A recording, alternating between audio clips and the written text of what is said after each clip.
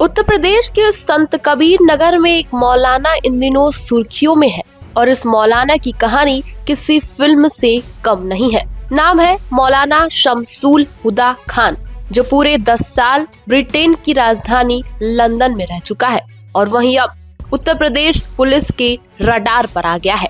क्या है ये पूरा मामला, चलिए आपको बताते हैं। दरअसल मौलाना पर धोखाधड़ी और विदेशी फंडिंग का गंभीर केस दर्ज किया गया है।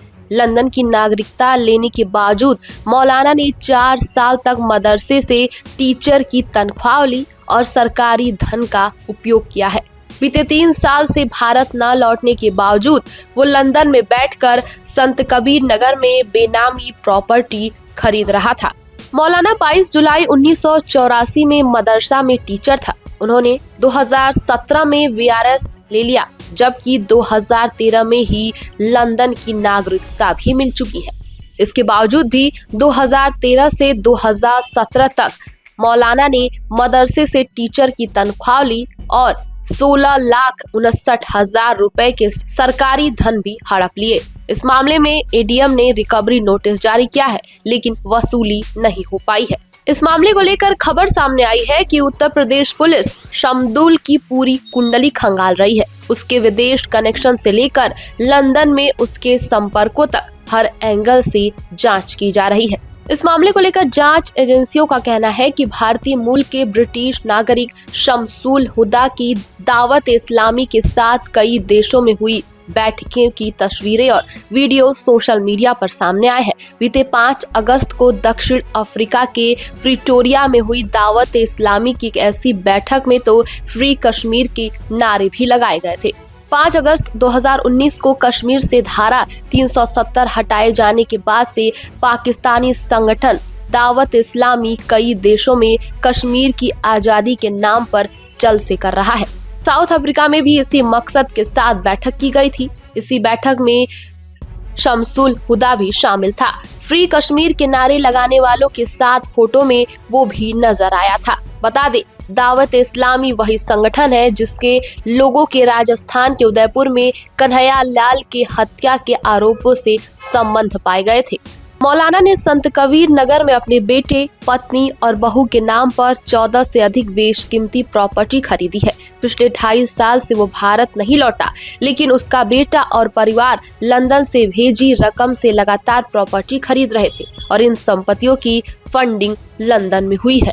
और जब बात आती है उत्तर प्रदेश की, तो योगी की पुलिस किसी को छोड़ती नहीं है, बल्कि मिट्टी में मिलाने का काम करती है। सूत्रों का कहना है कि अगर जांच में जरा सी भी गड़बड़ी मिली तो योगी की पुलिस काम तमाम कर देगी, कानून के दायरे में रहकर, लेकिन पूरी सख्ती के साथ। फिलहाल इस मामले में मौलाना और उसके पूरे परिवार के खिलाफ खलीलाबाद में एफआईआर दर्ज की गई है। एफआईआर में लिखा गया है कि मौलाना ने 2013 में नागरिकता लेने के बाद एक दूसरा पैन कार्ड और आधार कार्ड बनाकर 2014 से लेकर 2022 के बीच 14 से अधिक प्रॉपर्टी खरीदी है। इसके साथ ही मौलाना ने अपनी बेटी की शादी पाकिस्तानी लड़के से की है और उसके जरिए पाकिस्तान आना जाना भी लगा रहता है। पुलिस ने बेटे तौसीफ रजा खान को गिरफ्तार कर जेल भेज दिया था, लेकिन उसे जल्द ही जमानत मिल गई। लंदन में बिताए 10 साल और अब यूपी में बढ़ी जांच की रफ्तार। शमसूल हुदा की ये कहानी अब बन चुकी है अंतर्राष्ट्रीय कड़ी वाला रहस्य।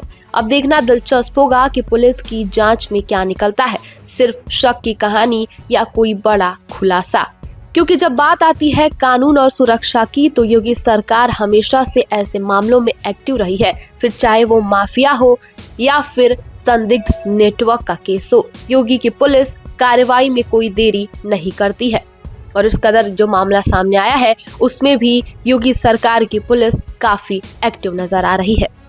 जाहिर है कि भ्रष्टाचार को लेकर योगी सरकार की नीति हमेशा जीरो टॉलरेंस नीति वाली है, यानी कि उत्तर प्रदेश में योगी सरकार के कार्यकाल में बिल्कुल भी भ्रष्टाचार बर्दाश्त नहीं किया जाएगा और उपद्रव का तो कोई गुंजाइश ही नहीं है। क्योंकि बीते दिनों बरेली की घटना पर एक मौलाना को लेकर योगी ने सीधा संदेश दिया था और कहा था कि बरेली में एक मौलाना भूल गया था कि शासन किसका है। वो धमकी देकर जाम लगाने की बात करता था, लेकिन हमने कहा कि न जाम होगा और न ही कर्फ्यू लगेगा। योगी ने कहा कि हमने उसे ऐसा सबक सिखाया कि उसकी 7 पीढ़ियां भी दंगा करना भूल जाएंगी। और ऐसा नहीं है कि योगी सरकार का ये अल्टीमेटम सिर्फ किसी धर्म विशेष समुदाय के लोगों के लिए है। बीते दिनों योगी आदित्यनाथ ने अपने अधिकारियों को भी एक अल्टीमेटम जारी किया था। उन्होंने कहा था कि भ्रष्टाचार में लिप्त पाए जाने वाले उत्तर प्रदेश के अधिकारियों को ऐसी सजा मिलेगी कि आने वाली 7 पुश्तें याद रखेंगी।